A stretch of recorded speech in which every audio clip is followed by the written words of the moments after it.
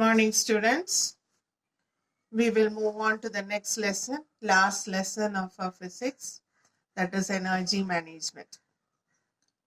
See, this lesson, we will study the important points of this lesson. As you read the lesson, also you will read what is given here. It is a very easy lesson. So, we will start the lesson energy management. See, first line, it is said that energy can neither be created nor destroyed. That we studied in 9th standard, conservation of energy. But if energy can neither be created nor destroyed, then how does this energy crisis occur? That we have to study in this lesson. So, energy crisis, we have all changed a lot in terms of traveling, in terms of communication, and all that we have changed a lot. And here, so we use different forms of energy from physical to electrical energy. We get these forms of energy from different sources like sun, fuel, and power station. So we use for our daily, day-to-day life, we use different types of energy. This energy that we consume is what we get from sun, then fuels, and all other certain types of energy. Then, when energy is transferred from one form to another, some part of it is lost in other forms. Such a loss is the main cause for energy crisis. We have studied, and when we studied about incandescent lamp, all that, in incandescent lamp, energy is a major part of energy is lost in the form of heat energy. So that leads to one kind of energy crisis. That is, electrical energy is wasted in the form of heat energy in incandescent lamp. Such a situation creates energy crisis. So such a mass situations creates energy crisis. So much energy is lost in the form of other forms, and this leads to energy crisis. So what we have to study here is what are the different sources of energy. Different sources of energy are, first one we already know, that is fuel. Then what are fuels? Fuels are substances that release plenty of heat energy on burning. Fuels are substances that release plenty of heat energy on burning. You know what are fuels? There are solid, liquid, and gaseous fuel. The main source of energy that we make use of today are fuels. So we know different types of energy that can be classified into solid, liquid, and gases. So solid one, it is given firewood. Another one, what you can write is coal. Then coconut shell, etc. are solid fuels. Then liquid fuels, as all of you know, kerosene, diesel, petrol, all are liquid fuels. And gaseous fuel is biogas, then natural gas, hydrogen, etc. are gaseous fuel. So the next condition is, see, all these are fuels, but do they burn at the same rate, or do they produce energy at the same way? In order to find that, there is an activity given. 3 papers of same size are taken, and one is kept as a whole, that is a whole paper. Then crumble the next one is crumbled into a mass, and the third one is made wet using water. Then you are asked to burn the paper. As you know, what happens? The first paper will be completely burnt because the surface area is very high, plenty of oxygen is there. So the first paper will be burned very well, and that is known as complete combustion. But in the case of second paper, it is a crumbled paper. So the supply of oxygen will be very less, and it leads to partial combustion. So we can tabulate here, stretched paper. Stretched paper burns very well. That is given. Next one is less smoke is produced.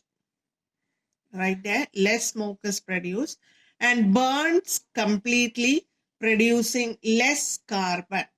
So what you have to write there, stretched paper, as you know, it burns completely, very less amount of smoke is produced and very less amount of carbon is produced. Then, what about crumbled paper? Crumbled paper, a lot of smoke is produced because the surface area is very less and the oxygen availability is less. So, lot of smoke is produced and slow burning, carbon formed, small particles remain unburnt. All the paper will not be burnt completely. Small pieces of paper will remain unburnt. Then wet paper. Wet paper, as you know, no combustion. The paper will not burn as it is and smoke is produced. Then more particles remain unburnt and take more time to reach the ignition temperature. So what is meant by ignition temperature that you have studied in chemistry? I think ignition temperature is the minimum temperature required for a fuel to burn. So takes more time to reach that ignition temperature. Then this you should study. What are the conditions favorable for the complete combustion? Conditions are, as all of we know, that the solid fuels must be dry. Then liquid fuels must evaporate easily. The ignition temperature should be attained. Sufficient oxygen must be available for burning. Then what are the features of complete combustion? Complete combustion means the fuel burns completely. So what are the features of complete combustion? So in order to study what are the features of complete combustion, you have to study what is combustion. Combustion means fuels burning with the help of oxygen is known as combustion. Combustion can be classified into two types. It is complete combustion and partial combustion. Complete combustion is a reaction in which fuels react intensively with oxygen, producing carbon dioxide, steam, heat, and light. So if sufficient oxygen is there, if a fuel, the firewood that you use in your kitchen, if it is dry enough, then it will burn intensively, producing only carbon dioxide. No carbon monoxide will be produced, and a lot of heat will be produced using that dry fuel. So complete combustion is a reaction in which fuels react intensively with oxygen, producing carbon dioxide, steam, heat, and light. So if this is not possible, or if sufficient oxygen is not given for this combustion, then what happens? The combustion rate decreases. Then it is partial combustion. See, that is also given. If oxygen is not sufficient, large quantities of carbon monoxide, soot, and a little of carbon dioxide will be formed. This type of burning is partial combustion. So partial combustion leads to a lot of smoke inside the kitchen or wherever it is, and a lot of soot and the lot of smoke is produced due to the presence of carbon monoxide. So you should study what is complete combustion and what is partial combustion. Then you might have seen the smoke coming out of vehicles. Some vehicles produce a lot of smoke, and which has this carbon monoxide at a very high level. So pollution control test is very necessary for vehicles to be driven in roads. So what is the need for pollution test? Pollution test is conducted to know whether the components in the gases released from the vehicle exceeds the permissible limit. So each the gases that is coming out of vehicles contain many gases. That is, it is a mixture of gases that contains carbon monoxide, carbon dioxide, nitrogen. All these will be present in the gases that is coming out of vehicles. The gases that is coming out of vehicles, the different gases that is coming out of vehicles have to be under certain limits. That gases should not exceed beyond the limit. So pollution test is conducted in order to find out whether the gases coming out of the vehicles contains only the prescribed gases in the permissible limit. If it exceeds the permissible limit, then the vehicle has to be repaired and its deformities should be cleared. So pollution test is conducted to know whether the components in the gases released from the vehicle exceeds the permissible limits.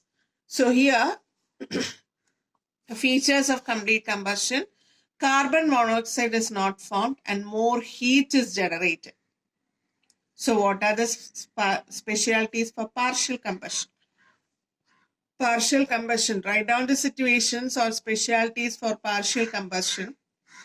Fuel is not dry, insufficient oxygen, less surface area of fuel, which comes into contact with oxygen. In the case of the crumbled paper, the paper does not have sufficient contact with oxygen. So it leads to partial combustion. So what are the situations? Fuel may not be dry, insufficient oxygen, less surface of fuels which comes in contact with oxygen. Then what are the drawbacks of partial combustion? What are the ill effects of partial combustion? Loss of fuel, energy wastage, then time wastage, and also atmospheric pollution. So these are the drawbacks of partial combustion.